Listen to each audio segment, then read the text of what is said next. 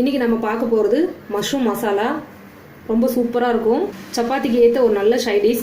இது இப்போ எப்படி செய்கிறதுன்னு பார்க்கலாம். இதுக்கு தேவையான பொருள் என்னன்னு பார்க்கலாம். 200 கிராம் மஷ்ரூம் எடுத்து கட் பண்ணி வச்சுருக்கிறேன்.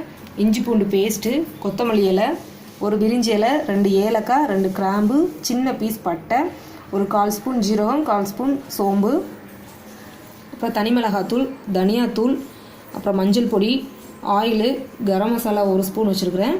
அப்புறம் 2 வெங்காயம் கட் பண்ணி வச்சுருக்கிறேன். 2 தக்காளி மிக்சியில் அடித்து வச்சுருக்கிறேன். உப்பு. இப்போ எப்படி செய்கிறதுன்னு பார்க்கலாம்.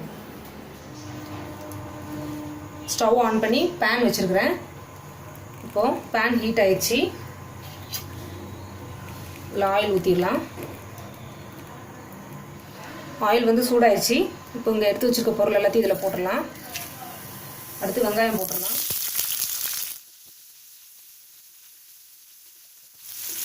வெங்காயம் ஓரளவுக்கு ஃப்ரை ஆனதுக்கப்புறமா இஞ்சி பூண்டு பேஸ்ட்டு போட்டுடலாம். வெங்காயம் வந்து கொஞ்சம் ஃப்ரை ஆயிடுச்சு. இப்போ 1 ஸ்பூன் இஞ்சி பூண்டு பேஸ்ட் போட்டுடலாம்.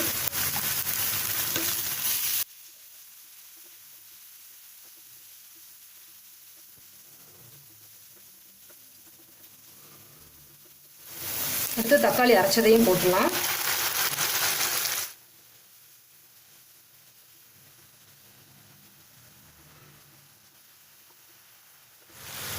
இப்போ இதுக்கு தேவையான மசாலாலாம் போட்டுடலாம். மிளகாத்தூள் வந்து ஒரு 1.5 ஸ்பூன் போட்டுடலாம். அதே அளவு தனியாத்தூள் போட்டுடலாம். கொஞ்சம் மஞ்சள் பொடி. இப்போ இதை நல்லா மிக்ஸ் பண்ணி விட்டுடலாம்.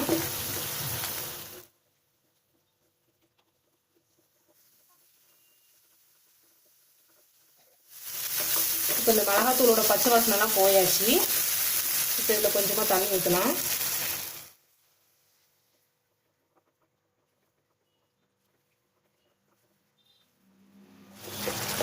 இப்போ இதுக்கு தேவையான உப்பு போடலாம்.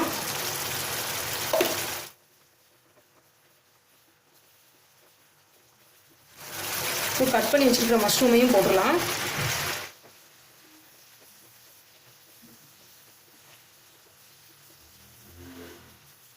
இப்போ இன்னும் கொஞ்சம் தண்ணி ஊற்றலாம். இப்போ இதை மூடி வச்சிடலாம். உப்பு காரம்லாம் செக் பண்ணியாச்சு. இப்போ இதை மூடி வச்சிடலாம். மூடி வச்சதுக்கப்புறமா மீடியம் ஃப்ளேமில் இருக்கட்டும். அது மஷ்ரூம் வெந்திருக்கும். இப்போ மூடி எடுத்துகிட்டு பார்க்கலாம்.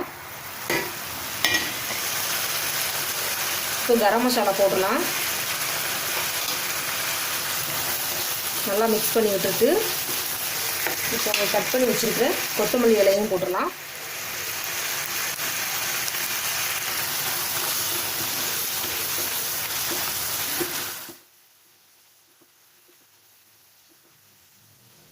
மஷ்ரூம் மசாலா ரெடி ஆயிடுச்சு. இப்போ ஸ்டவ் ஆஃப் பண்ணியாச்சு.